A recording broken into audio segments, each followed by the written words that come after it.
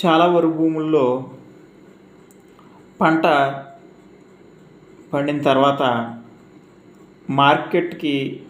Market చేసే టైంలో దళారీలు కానీ మన ఆర్బీకేస్ నుంచి కానీ వచ్చి మాయిశ్చర్ కండిషను చూడటం జరుగుతుంది. అదే సమయంలో కొందరు దళారులు ధాన్యాన్ని చేతిలో పోసుకుని గట్టిగా నలిపి నూక శాతాన్ని చెక్ చేయడం జరుగుతుంది.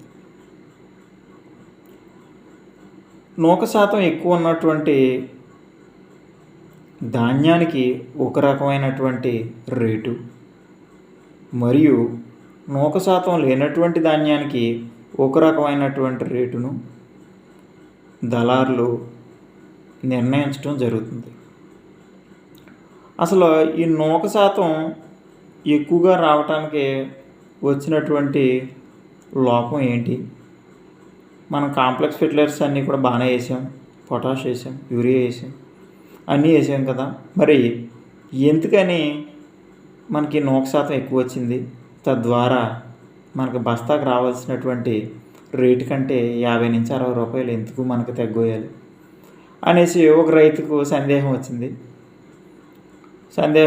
తడవుగా ఎవరి ద్వారానో నాకు కాంటాక్ట్ అయ్యి ఇలా జరిగిందండి మందనేసి చెప్పడం జరిగింది. అది కాలువ ఆధారపు వరి పంట, అంటే కాలువ నీరు ఆధారంతో వరి పండించేటటువంటి భూమి. అప్పుడు నేను ఇచ్చిన సలహా ఏంటంటే, మీ భూమిలో కంపల్సరిగా సల్ఫర్ అనేటటువంటి న్యూట్రైన్ లోపం ఉంది కాబట్టి మీకు నూక శాతం అధికంగా రావడం జరుగుతుంది.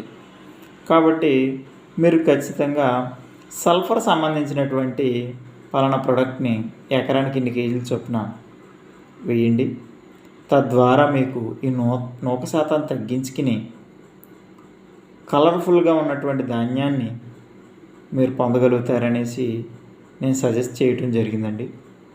అప్పుడు ఆయన నేను సూచించినటువంటి ఆ సల్ఫర్ను వినియోగించి తద్వారా ఆయన నూక శాతం లేనటువంటి, నూక శాతం తక్కువగా ఉన్నటువంటి ప్రొడక్షన్ తీయడం జరిగింది. దానికి మార్కెట్ వాల్యూ ప్రకారం ఆయనకి ఎంతైతే బస్తాకు రావాలో ఆ ప్రకారం రేటు రావడం జరిగింది. అసలు ఈ సల్ఫర్కి ఆ గుణం ఎందుకు వచ్చింది అంటే, సల్ఫర్ అనేది మన నత్రజని, భాస్వరం, potash, magnesium, boron, zinc, iron, manganese ఇలాంటి పోషక పదార్థాలతో అది కూడా ఒక పోషక పదార్థం. అది లోపించినటువంటి నేలల్లో మనకి ఎటువంటి ఇబ్బందులు ఎదురవుతాయి. అటువంటి సల్ఫర్ ఏం చేస్తుందంటే పంట యొక్క ప్రత్యేక లక్షణాన్ని పెంపొందించేసి మనకి ఈ వరి పంటలో నూక శాతాన్ని తగ్గించి తద్వారా రైతుకి ఆదాయం పెరిగేలాగా చేస్తుంది. కాబట్టి ఇటువంటి సల్ఫర్ ఏ కంపెనీ ఉత్పత్తిగా ఉంది, దాన్ని ఎన్ని కేజీలు వేయాలి అనేటటువంటి సందేహాలకు నా కాంటాక్ట్ నెంబర్కి ఫోన్ చేసి తెలుసుకోగలుగుతారని రైతు సోదరులకు తెలియజేస్తున్నాను.